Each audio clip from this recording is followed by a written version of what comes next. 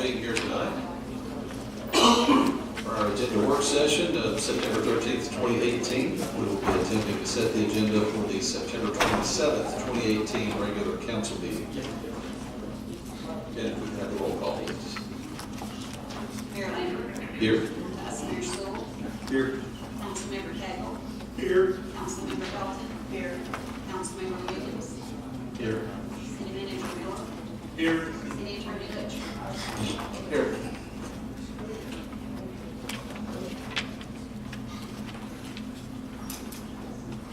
Okay, the first item of old business would be ordinance number 1076, potentially on second and final reading next time.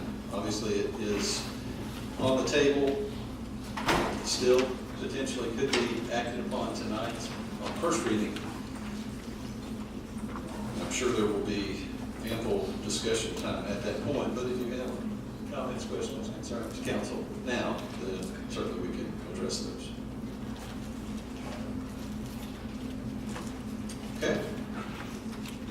Next item would be an unnumbered ordinance, a request to, let's see here, to rezone 1023 South Seminole Drive to 3118 Ringgold Road from O1 office to R1 residential and R1 residential to R3 apartment. That, again, is before us potentially on second and final reading next time. It will have a public hearing and first reading tonight.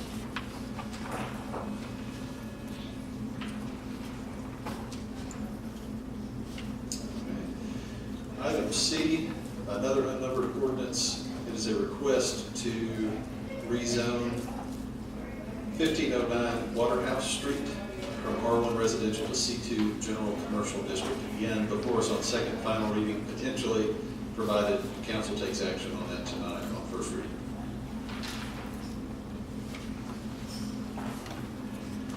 Are there any questions about any of those items? Okay.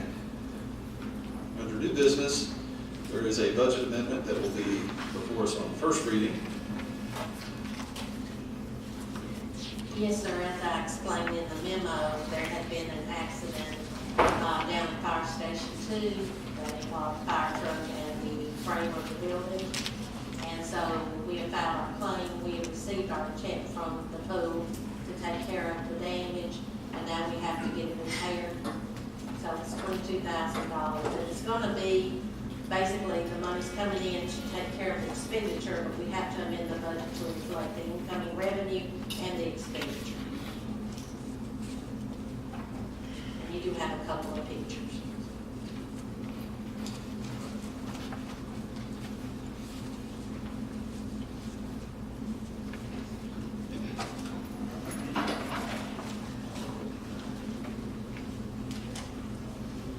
Council, are there any questions?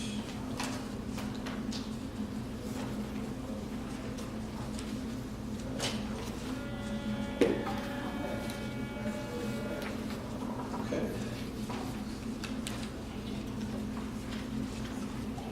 The next item would be a resolution regarding the purchase of a prisoner transport van. Insert on statewide contract.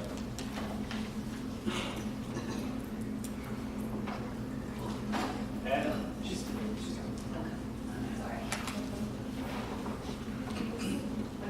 when I did the budget, I was approved for 25,000, it came out of there. And the 25,000, I've had, I don't know if you all have, but I have your estimate. I'm going to turn it That on. did not include. Is it on? No. Now it is. Okay. 25,000 was approved in my budget, and that covers the cost of the van itself. It's a 2019 transit van. It did not, however, include the insert for the prisoners. And that cost through one company was over $18,000. And then the cost I got from American Aluminum, which is the same company that Hamilton County uses. I called the Sheriff's Department down there and got different estimates. That one was $14,400, so it's like $4,000 less. And what it would be, I've checked with our maintenance people. There's no way that they could make the inside of that van to, for safety reasons, the way the safety is for, that they have the different regulations for safety of the prisoners and for the guards. The stuff that's in our old van now, there's no way it would fit in the new van. Can't retrofit from the old to the new, so we've got. The old van is a 1996 van. It's got over 134,000 miles on it, something like that. And last year, we had to replace the air conditioning and the steel that's inside of it. The air conditioning does not flow in the back. The new van will have air conditioning both in the front and all the way to the back where the prisoners are. And it'll be, the insert, it has actually, and I've got pictures of it here. I made a package for each one of them. They do? Yes. It has, we have to have it where it's divided between male and female. So the insert would be through the, it would be, if you look on the, I think it's the very last one, yes. The very last van photo. It would be the 2-compartment unit where there's 2 compartments, benches on each side with seat belts and all that for the prisoners. And we needed to at least fit 15 prisoners at a time with our caseload that we're having. We are averaging anywhere from 25 to 28, 30 prisoners every week. So the van would go from, we go from Hamilton County to here, and then to Silverdale back to here, and they make 2 grounds. So we have to at least, there's sometimes we'll have 13 to 15 at the county, sometimes 13 to maybe even 18 from Silverdale, and the police officers are having to be taken off the street right now to put them in, follow them in patrol cars. So this would actually, we could actually even get more than 15 prisoners with the way this one bench is, and it's got the divider in the middle, so it would house the males on one side and the females on the other.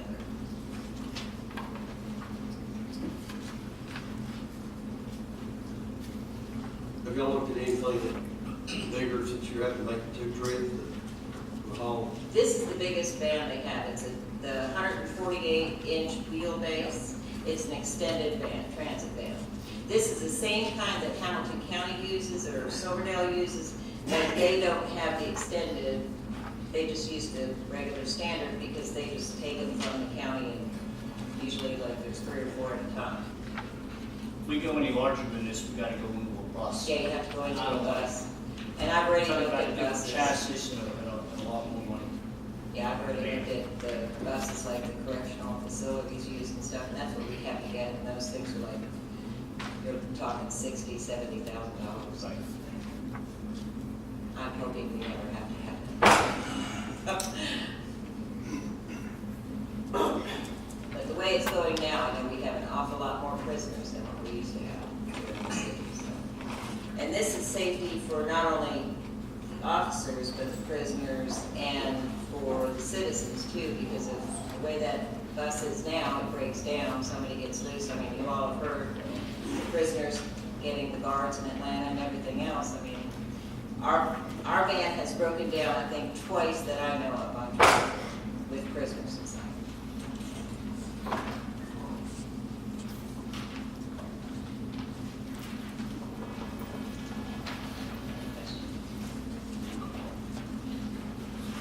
Is there any questions or comments? Council?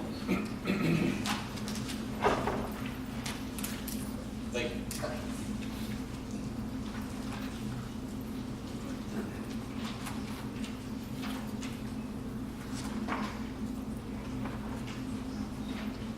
Okay, item C is a resolution in regard to modifying Resolution 2389 and Resolution 2582 relating to the Board of Region Tourism Development District Act. This pertains to the Jordan Crossing development, basically what everybody refers to as the Bass Pro development. Over the past several years, the owners have utilized a model for build-to-suit or ground lease. They have at this time several large developers that have expressed an interest in purchasing the land. And we need to make some slight modifications for clarifications to be able to do that in these 2 resolutions. Development and allocation agreement was does not require the developers to own the parcels within the Jordan Crossing to be able to receive 100% of the Board of Regents sales tax. We don't receive that now, and we would not receive that again. However, we do receive 100% of the property taxes, 100% of the countywide sales tax, and any 100% of the 4% hotel motel tax for its new hotel that will open up and the new one that is proposed immediately north. This came before the Industrial Development Board on Tuesday, September 11th. Consider this the request to clarify the language that the owners do not need to own the properties in Jordan Crossing in order to be entitled to receive the Board of Regents funds owed to them under the development and allocation agreement. Resolution 2389, which was adopted back in 2014, and subsequently amended in 2016 to allow heirs, etc. That one resolution would be clarified with language at the very end of the resolution that would be before you at the next meeting, very last page, by the addition of language saying, section 3(1), the incremental state sales and use tax revenues payable to the city and allocated to the board. Allocated state sales tax is defined in the development agreement, attributable to sales or use taxes derived from or related to the project property. That language needs to be amended into resolution 2389 to be able to reflect clarification what the development agreement presently reads. This was approved by the IDB. This would come before the City Council at the next meeting of September 27th for consideration for approval. I entertain any questions anyone has on it. This has been reviewed by the City Attorney. It has been reviewed by Mark Vanderton, who is the attorney for the IDB. They both have consensus that this is what we need to do to be able to clarify the language of these resolutions. Development agreement is fine as it is today. No changes made in that development.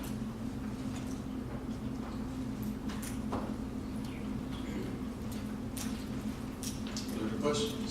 This agreement only has to do with the project.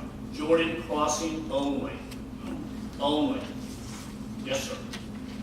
It does not have anything, this would not prevail in any property that Exit 1 would have 51% or greater interest. Now or in the future. Doesn't now. Right. It just only pertains to 30 to 40 acres, which comprises the Jordan Crossing. Can we put some kind of wording in there where they must go outside of the project, buy up some property, and they come back and they decide they want to sell it to instead of 51%? And then they come back and then ask for all the Board of Region money off of that piece of property that someone else is going to be building? You're talking about outside of the Jordan Crossing? Yes, sir.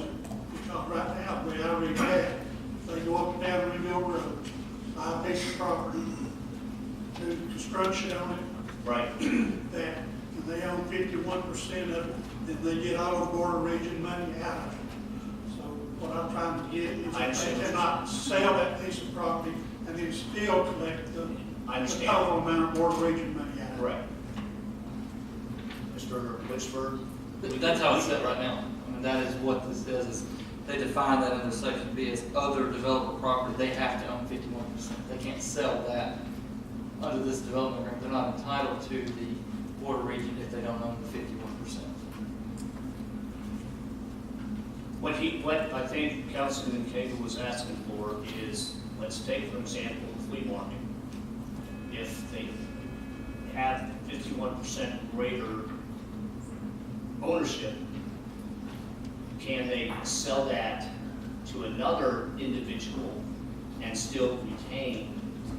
Infleet is not part of Jordan Crossing. It's not. Correct. He wants. Then under this he agreement, they're wants- not entitled to He it. wants the clarification to be made, if I'm understanding you right, Yeah. within the resolution. Right, where they. That's You know, fine. I They don't- come back and ask for the same thing that they're asking for now.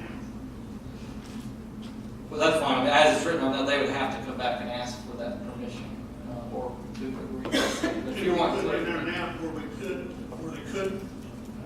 well, I don't know that you Revise can, this thing now, can we revise it, and take care of the Jordan crossing plus the outside of Jordan crossing up and down Ringo Road. So you're saying, basically, if they go out and buy a piece of property, buy it outright, you know, somebody's got something for sale, and nobody else owns it, is that what you're saying?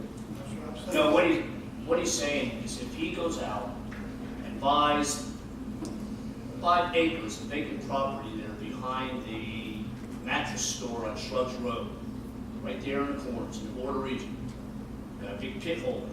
They decided to buy that, and own it all. They're entitled to the border region, but then they turn around and sell that. Oh, okay. under this agreement, they're not entitled to it. Because they would not be under 51% Right, of they the don't property, own 51% of therefore the they property wouldn't be outside entitled of to it. it. Yeah, I mean, that's how it's written. I mean, you're wanting clarification. Yes, sir. I don't think that's a problem. I don't think that's a problem. I just, I just don't want to come back here a year and a half from now and then question this same thing. Sure. I don't think that's a problem. I mean, it's written that way, but that's fine for clarification that they are not entitled to the border region if they don't own the 51%, or if they don't have 51% of the ownership interest of other developer property outside Jordan Crossing. We can write that into this. That's fine. I mean, Yeah, yeah. I'll give you that. That's not gonna change the intent of it, so it's just gonna clarify it. We're okay.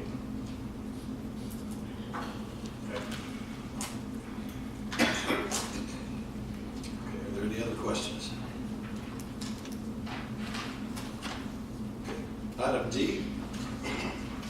Excuse me.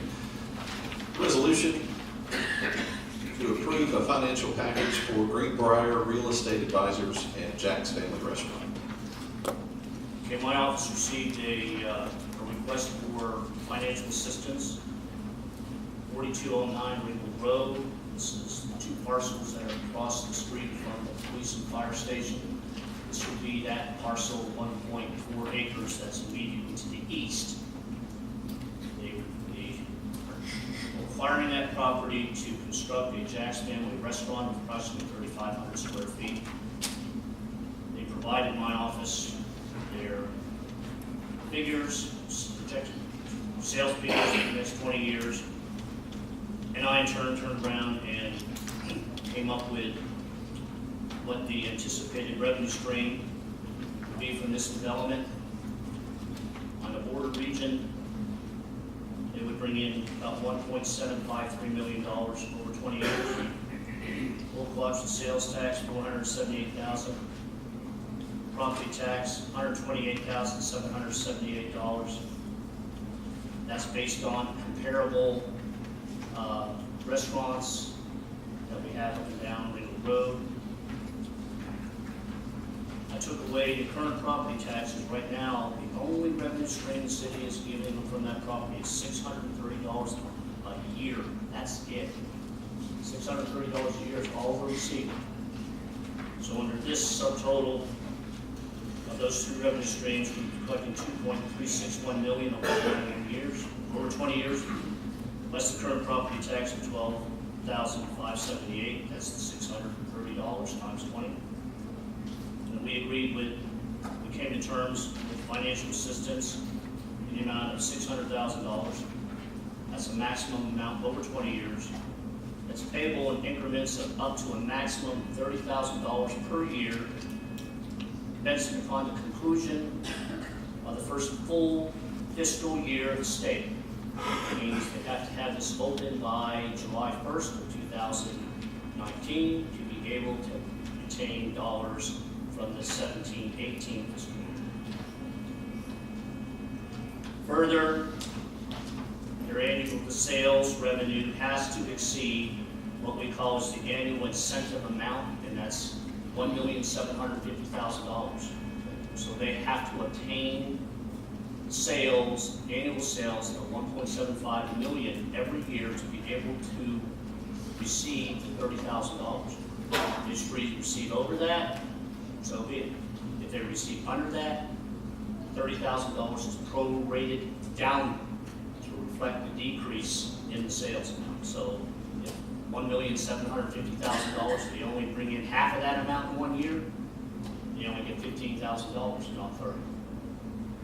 This is the same type of methodology approach that we utilize for Dunkin' Donuts, Firehouse Subs, and then Marco's Pizza.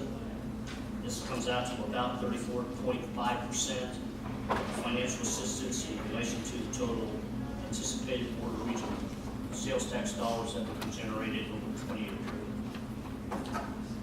The IDB approved this the other evening. It now comes before the City Council.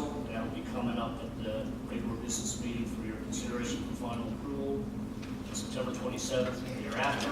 It's approved by the council, goes back to the IDB, and they are charged with negotiating the development agreement with the developer. And entertain any questions that anyone has on this.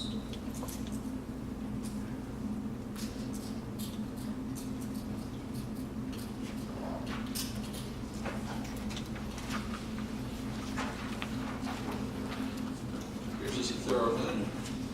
So, this is the last item that we have on the agenda work session. Mr. Cagle, do you have anything in addition? No, sir, sure. Okay, Mr. Stewart? Mr. Williams? And nothing this time, sir. Zelli. Okay. I do have one thing that I would like for council to consider. We do have, obviously, the city manager is going to be retiring soon, and I think it is worth considering the possibility of creating the position of assistant city manager to essentially make sure that we're covered in the interim. Would like for us to at least think on it, consider it.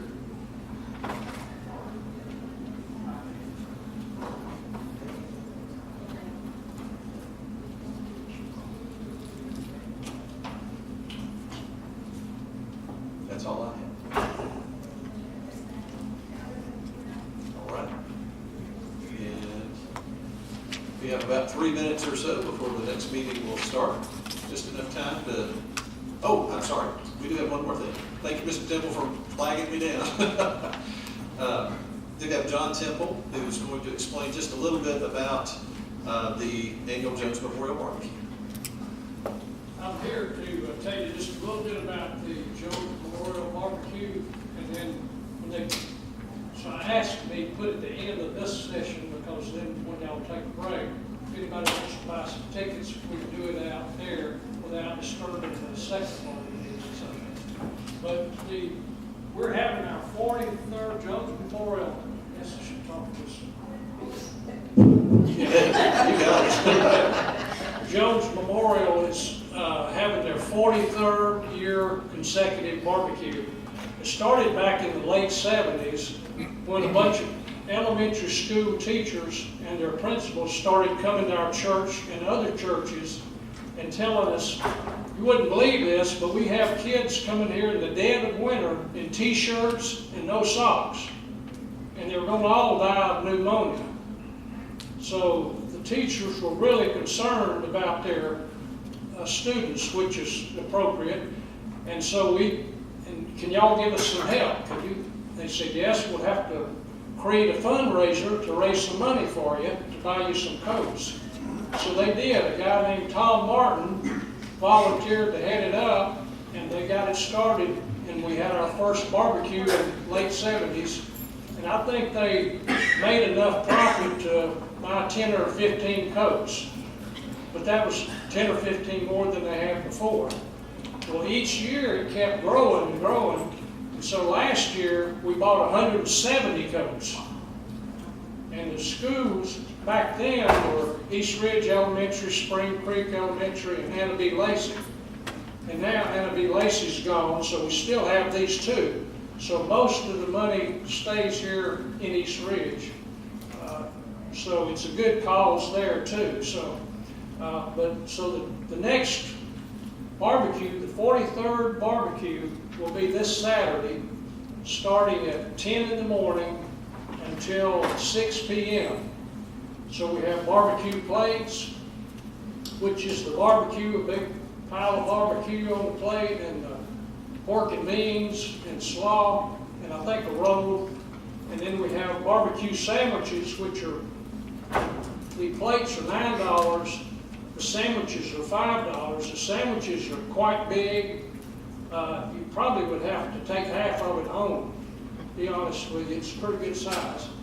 And then we also have by the pound, you can buy just barbecue by the pound and take it home and have your own barbecue, cook it, bake it. So that's the three options. And also, this year, we're adding some bluegrass music to the barbecue. So between 10 and 12 in the morning, when it opens till 12, we have 3 ladies there that have a bluegrass band, and they'll be there singing bluegrass music in the background. You can still talk to your neighbor or people at your table, but we thought that might be a real nice gesture. And we've heard them before, and they're real good. So, and there's a possibility of having another group in the afternoon we're still working on. So, but anyway, I brought tickets, and at the end of this first session, I'll hang around. If anybody wants a ticket, I'll be glad to sell you either one of those 3 tickets. Thank you very much. Thank you. It is a long-standing East Ridge tradition. Jones Memorial Barbecue. It's good stuff.